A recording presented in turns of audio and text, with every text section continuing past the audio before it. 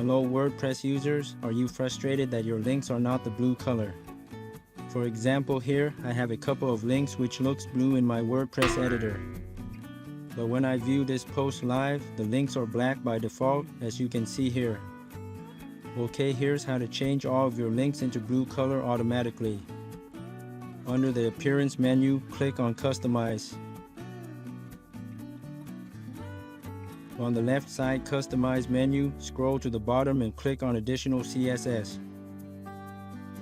And paste in this short code. You can change the color to blue or red or whatever color you like. This code is the universal blue link color. Alright, click the Publish button. Go back to your post and refresh the page. The links are now automatically blue or whatever color you have set.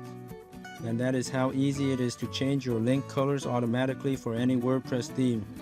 I hope this helps, and be sure to subscribe for more WordPress tips, tricks, and tutorials.